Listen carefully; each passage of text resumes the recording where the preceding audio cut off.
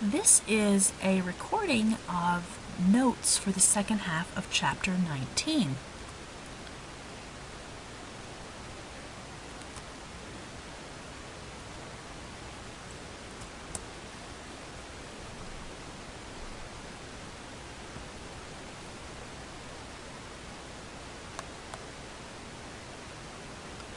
We've been talking about Gibbs free energy, and remember that with Gibbs free energy, if delta G is negative, the forward reaction is spontaneous. If delta G is 0, the system is at equilibrium. And finally, if delta G is positive, the reaction is spontaneous in the reverse direction. And that, of course, is for reactions that are going in both directions. You can see that the production of ammonia, which you can see on your left part of the screen, nitrogen and 3 hydrogens come together to produce ammonia. Ammonia can also decompose into nitrogen and hydrogen. And the low point, if you will, of the free energy diagram is the equilibrium situation where delta G is 0 and where Q equals K. This particular chart that we see comes from your textbook, or most traditional textbooks, and it's the effective temperature on the spontaneity of reactions. We had already said that if both conditions of delta H and delta S are favorable, then the reaction will be spontaneous at all temperatures.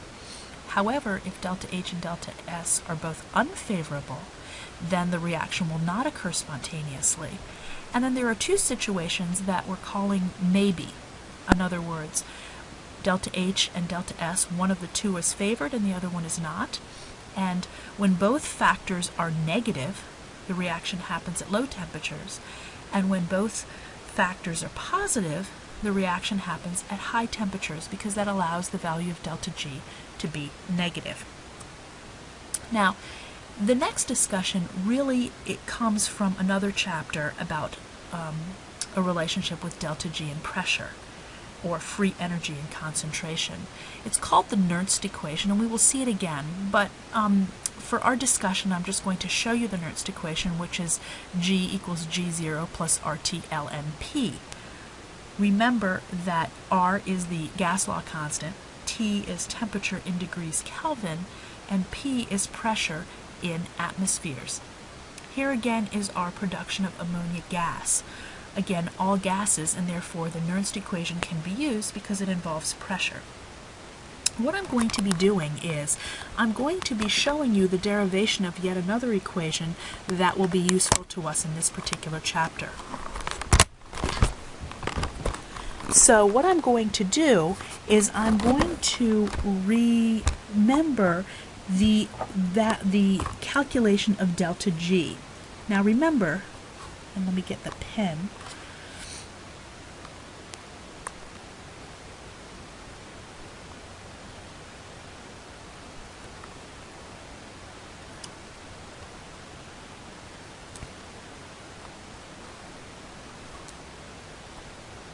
I'm still trying to get the pen. Oh, here we go. Delta G, oh, it's a little bit late. Delta G, alright, I'll try again. It really doesn't want me to move ahead. Okay. Here we go. Delta G is delta G of the products minus delta G of the reactants. And that's pretty straightforward. So in this particular equation, ammonia is the product, and there are 2 moles of product, and nitrogen and hydrogen are reactants. So that would mean that to get delta G, it would be 2 times the G for NH3. And from that, we're going to subtract the G for N2 and 3 times the G for H2. Now, according to the Nernst equation, if I want to look at it from the Nernst equation view, the G of NH3 would be G0 of NH3 plus RT ln pressure of NH3 in atmospheres. And G of N2 would be G0 of N2 plus RT ln P of N2. And finally, the G of H2 would be the G0 of H2 plus RT ln P of H2. And if we wanted to take this entire thing and substitute it into this equation, you notice G of NH3, G of N2, and G of H2 could be substituted here, here, and here pretty easily. And when we do that, we would get the following. Delta G equals 2, because remember this has a coefficient, 2 times G0 NH3 plus RT ln P of NH3 minus, and again I'm going to try to keep this in square brackets because oftentimes I forget that I have to distribute the negative sign, 3 times G0 of H2 plus RT ln P of H2 plus, oops, and another parenthesis, plus G0 of N2 plus RT ln P of N2. And I think I mixed up the order of the reactants, but it really doesn't matter mathematically, so I'm just going to leave it. Then what I'm going to do is I'm going to take all the G0s and I'm going to put them together, and I'm going to put all the RTs together just to kind of move things around and make it a little bit neater. So when I do that, I get 2 times the G0 of NH3 minus the G0 of N2 minus 3 G0 of H2. Again, I moved it around in another fashion. Oh well, it's all right. Plus RT 2 ln P NH3 minus ln P N2 minus 3 ln of PH2. Okay, now you'll notice this right here is really just products minus reactants. This is the products minus the reactants. Again, the negative sign has been distributed from what it had been. And so this in the first parenthesis is really delta G0. Well, that makes it very much neater. And then plus RT. Now we have these other terms here, and we're going to shorten up these terms here. This actually becomes ln of P NH3 squared, because that's what the 2 does.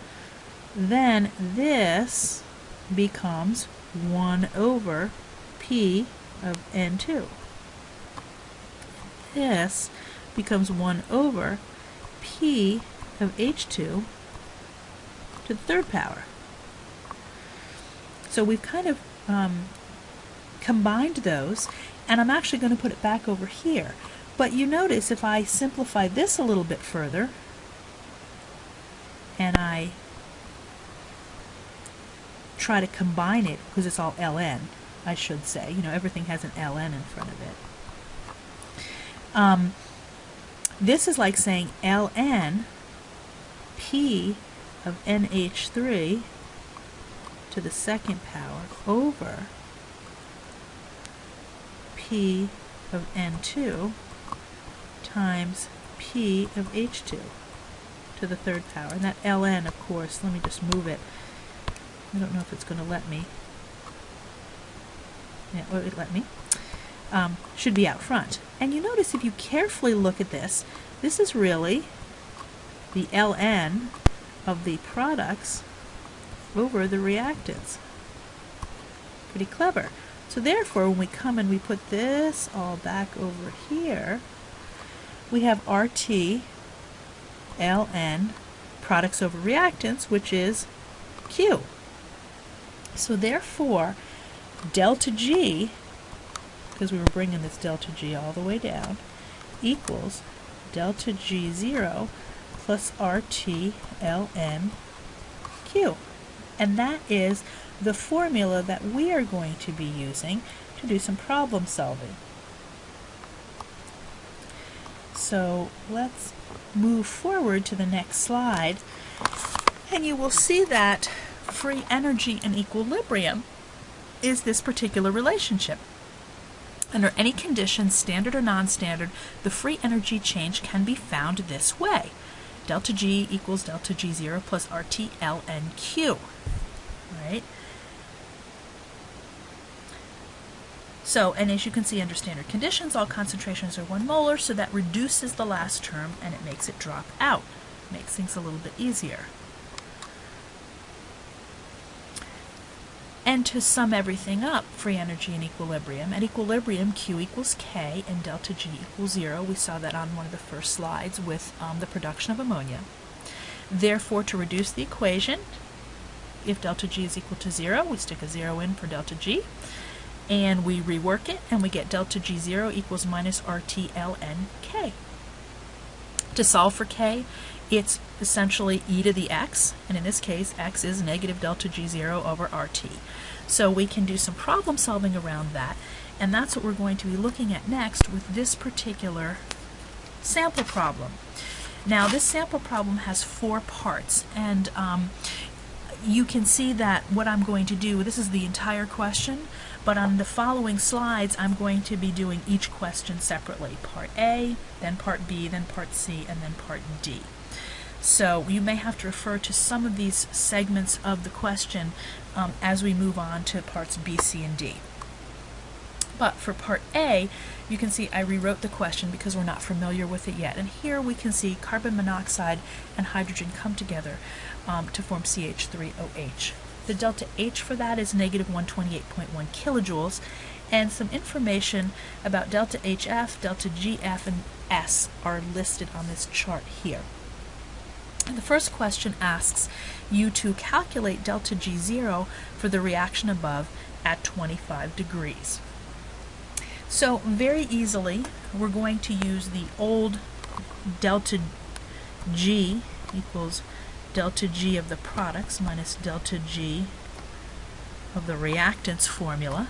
Plug in the appropriate things. Remember, there is no delta G value for elements, so therefore that's why hydrogen isn't listed here, at least for delta G. So we will just plug in the numbers, and here's the delta G column right here, and the product is this one of negative 166.2. So negative 166.2. Notice I'm not going to be using any units, even though it's kilojoules per mole, because I think it's just easier to do math without the units, because I know in the end the value for delta G will be kilojoules per mole, and I will just put the unit on the end. So that's the products minus the reactants. Now, of course, there are 2 reactants, but one reactant doesn't count, but nonetheless, I'll pretend I'm going to write it in anyway, just to show you that we can't forget about it, because sometimes, you know, both reactants will count. I also showed the hydrogen with a coefficient of a 2, because we do have to remember that when something has a coefficient, we have to multiply the delta G value by that number. And when we do our math, we get negative 28.9 kilojoules per mole. Right? So there we go. And of course that would mean the reaction is spontaneous at 25 degrees, which is not the question, but nonetheless, there you have it. So that's part A. Part B of this particular question asks you to calculate the equilibrium constant for the reaction at 25, and the reaction above is on the previous slide. So we have to remember what it is, or you have to look back. But for this one, KEQ is that new formula e to the x. It is e to the negative delta G over RT. And this is pretty straightforward. All you have to do is plug in and get the answer. The trick is to use 8.314, which is what we would like to use. You have to have joules. And unfortunately, the delta G that we got in the previous question is in kilojoules, so just be careful with units. So in this case, we're going to put E, I'm going to put the negative sign, and then I'm going to put the rest. And it's really, I guess, this whole thing is written this way. So I'm going to remember that. I think your cheat sheet doesn't necessarily have this in a parenthesis, but it means the opposite sign of. So delta G was negative for us, which is negative 28900. Remember, I'm changing the unit to joules, divided by 8.314 times the temperature, which is 298. Remember Kelvin. You do this math, and you get the number 1.16 times 10 to the 5. And that is the answer. Sometimes the value of K, just like activation energy, can be a very large number, so don't let that surprise you. Sometimes when I make up questions for quizzes and so forth, I don't often check to see if the answer is a reasonable answer, and sometimes you may have had experience where an answer to a quiz question might be unusually large. In this case, a KEQ that's unusually large is often the case. Moving on to part C. Here we want to calculate delta S for the reaction. Same one at 25 degrees. Now, we might want to do delta S of the products minus delta S of the reactants. Oftentimes, if you're using your textbook and you can look up information about delta S for different substances, you can plug that in and there's no problem. However, in this particular question, they don't provide you the delta S or the S value for hydrogen gas, and therefore we can't use this formula. So you have to use another formula. The only other one we have that involves S is delta G equals delta H minus T delta S. Luckily, we have these other pieces of information, and we're going to plug in. Delta G is negative 28900 if we want to use joules. Delta H is negative 128100, and I got that from the original equation up at the very top. It tells the delta H0 for this reaction. It's actually also in kilojoules, and you need to be careful that units correspond. Minus 298 times delta S. If you do it this way, you solve for delta S and you get negative 333 joules per Kelvin. Now I say that because delta S is in joules, but you can get it from the two units being kilojoules. Or perhaps, more than likely, you might not want to switch these two numbers into kilojoules, and you could use negative 28.9, and that would be in joules, equals negative 128.1 joules minus 298 delta S, and you solve for delta S, and what do you know? You get the correct thing, which is negative 333 joules per Kelvin. Okay? Very straightforward kind of calculation. And I think I said you get this directly. What I mean to say, let me just rewrite this better. This is kilojoules, this is kilojoules. When you get your answer here, you're going to then have to convert to joules per Kelvin. So, convert to J per K. Up here, you get this answer directly. So, either way, you should report your answer in joules per Kelvin, because that's the standard unit for delta S. And then finally, part D, I've put the question back to refresh our memory. In the table above, there are no data for H2. what are the values of delta HF0, delta GF0, and the absolute entropy for H2 at 25? Well, both the standard enthalpy of formation and the standard free energy of formation of elements is 0. So therefore, this one and this one are both equal to 0. So we're good with that. Now the absolute entropy we can actually calculate. And that's what we were missing before. In other words, we couldn't use delta S equals delta S of the products minus delta S of the reactants, because we didn't have that H value. We used delta G equals delta H minus T delta S, which was fine. But now we know the answer is negative 333 joules per Kelvin. So what we can do is we can solve for the missing piece. We know the products, and here's our numbers on the chart. We know our product is 126.8. So 126.8, so it's products minus the reactants. And we have two reactants.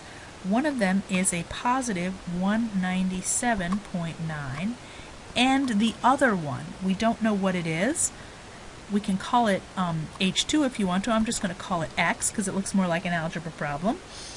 Then you're going to, distribute. Be very careful. This distributes, so it's really like minus 2x.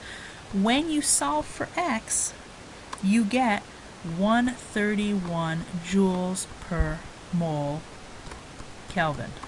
Same unit as the one you see above. And that is the answer to part D.